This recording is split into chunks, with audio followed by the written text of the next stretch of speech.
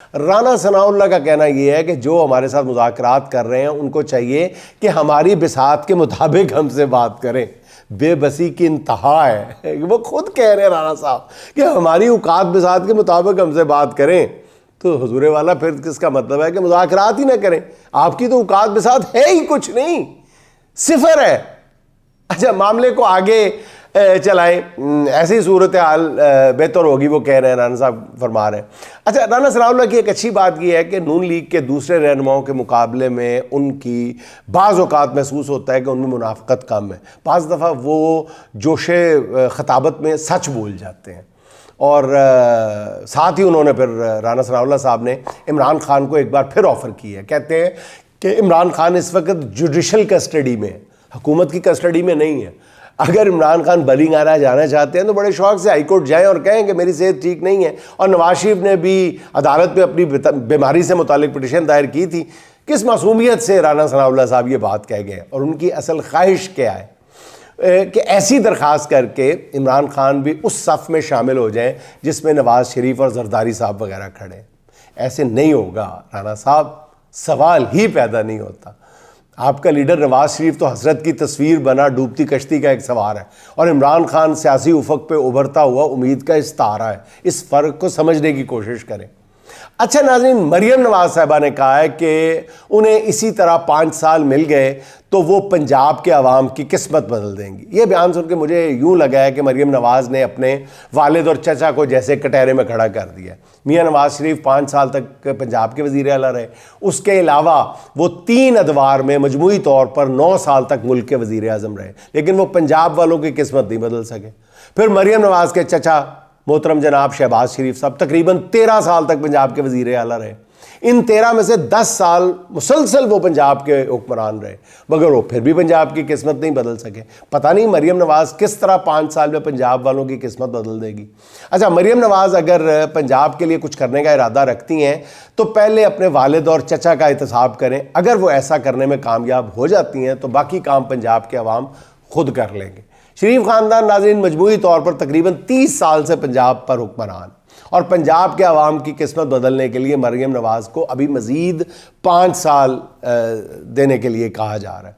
अच्छा नाज़रीन, मुल्क में इस वक्त अजब नफसा नफसी का दौर चल रहा है। पार्लियामेंट से लेकर अदालत के आते तक सबसे मजलूम चीज़ जो इस वक्त नज़र आ रही है वो मुल्क का आइन है। कोने में लगा, दुबका हुआ, सहमा हुआ बैठा है, जिस पर कोई भी अमल करने को तैयार नहीं है। सबसे बेमानी और बेजान चीज़ जो है वो इस वक्त मुल्क का दस्तूर और आइन है। और इसका नतीजा ये है कि जगह जगह ताकत के मराकज़ कायम हो गए। सिर्फ हुक्मरान ही नहीं बल्कि छोटे छोटे सरकारी हरकारे ताकत के जोम में बदमस्त हाथी बने हुए नज़र आ रहे हैं। गुज़िश्ता रोज़ भी अर्ज़ किया था कि चेयरमैन सेनेट ने सेनेटर एजाज़ चौधरी के प्रोडक्शन ऑर्डर जारी किए हैं, जिसे कोट लखपत जेल के डिप्टी सुप्रिटेंडेंट ने जूते की नोक पर रख लिया। और इस पर सेनेटर एजाज़ चौधरी ने जेल से ख़त लिखा है जिसमें मुल्क के अंदर जारी लाकानूनियत का अहवाल दर्ज है। एजाज़ चौधरी बता रहे हैं कि पहले भी 2 बार उनके प्रोडक्शन ऑर्डर जारी हुए जिन पे अमल नहीं हुआ। जमहूरियत का ये कौन सा भयानक चेहरा है जो हमारे मुल्क में नज़र आ रहा है। एजाज़ चौधरी तो खैर पाबंद सलासल एक मजबूर कैदी हैं। जिस चेयरमैन सेनेट के अहकामात को एक डिप्टी जेलर ने हवा में उड़ा दिया हो, हैरत है उस पर चेयरमैन सेनेट को भी उस पर कोई तौहीन या अपनी बेइज्जती महसूस नहीं होती। बेहतर है ऐसा हुक्म दिया ही ना जाए जिस पर अमल ना कराया जा सके।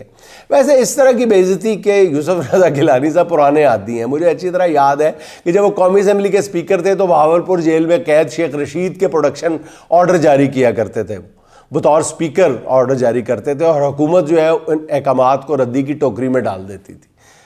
इसी तरह स्पीकर साहब का भी इस अंदाज में कि प्रोडक्शन ऑर्डर जारी कर दें, हुकूमत नहीं मानती। स्पीकर साहब का रांझा राजी रहता था और हुकूमत का भी। तो लगता है यूसुफ रज़ा गिलानी साहब जो हैं वो सेनेट के चेयरमैन बनकर भी वही पुराना खेल जारी रखना चाहते हैं। अच्छा, एजाज़ चौधरी से भी ज़्यादा बहादुर इस मौके पे यास्मीन राशिद साहबा याद आ जाती हैं। ऐसी बहादुर खातून जो बुढ़ापे में भी हिम्मत और हौसले की अजीम दास्तान रकम कर रही है। उनके साथ जेल में कैद खदीजा शाह, आलिया हमजा, तैयबा राजा, सनम जावेद सब बहादुरी से जेल काटने के बाद, इस्तकामत के साथ जेल काटने के बाद रहा हो गई। और मैं सोच रहा था कि इस बूढ़ी यास्मीन राशिद ने ऐसा क्या कसूर कर दिया है कि इसकी मुश्किलात ख़त्म होने में ही नहीं आ रही।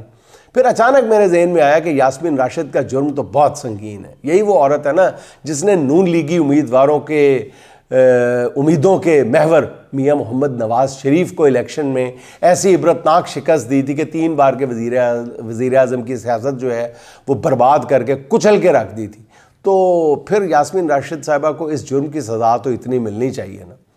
अच्छा नाज़रीन, पाकिस्तानी अवाम के लिए खुशखबरी है कि बग़ैर कुछ कहे, बग़ैर कुछ लिए दिए उनके कर्ज़ में इजाफा हो गया। अब पाकिस्तान का हर शहरी जो है वो 3,02,000 रुपए का मकरूज़ हो गया है। मारूफ economic reporter, commerce reporter Shahbaz Rana साहब की स्टोरी के मुताबिक सिर्फ 1 साल के अंदर फी कर्ज में 30,690 रुपए का इजाफा हो गया।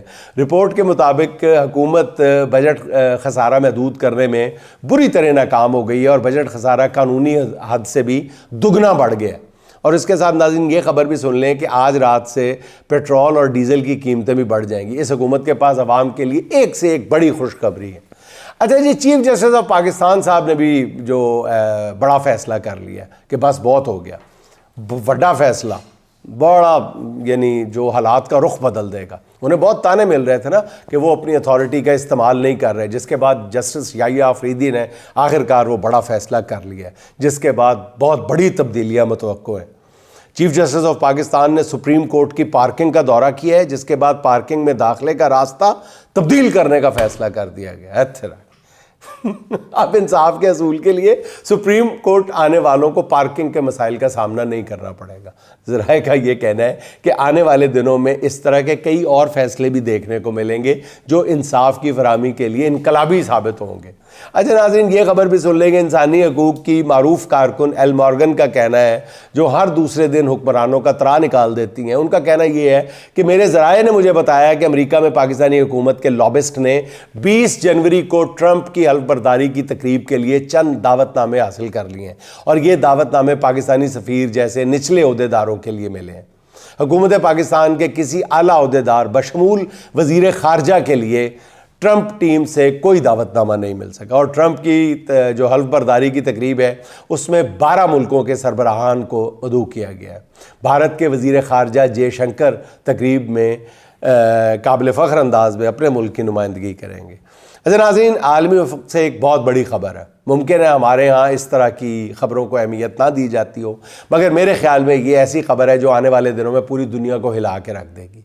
चीन, खबर यह है कि चीन टिकटॉक को बेचने की तैयारी कर रहा है और इससे भी हैरान कुन खबर यह है कि टिकटॉक के नए मुमकिना मालिक जो हैं वो इलॉन मस्क होंगे, एक्स के मालिक। एक्स के बाद टिकटॉक भी इलॉन मस्क की मलकियत में आ गया तो इंसानी तारीख़ के वो सबसे ताकतवर शख्स बन जाएंगे। ऐसा शख्स जो इस बात को कंट्रोल करेगा कि इस कायनात के 25% लोग ऑनलाइन अपना वक्त कैसे गुजारेंगे, वो एक शख्स ये तय करेगा। टिकटॉक की नाज़रीन अंदाज़न कीमत जो है वो $100 बिलियन लगाई गई है, $100 अरब लगाई। और इलॉन मस्क इस वक्त दुनिया के अमीर तरीन शख्स हैं जिनकी दौलत $400 बिलियन से ज़्यादा है और इस वक्त 2.5 अरब इंसानों ने टिकटॉक ऐप डाउनलोड कर रखी है, जिनमें से 1 अरब 70 करोड़ अफराद इसके फ़ाल यूज़र हैं और हर एक मिनट में टिकटॉक की 1 मिलियन वीडियोस देखी जाती हैं।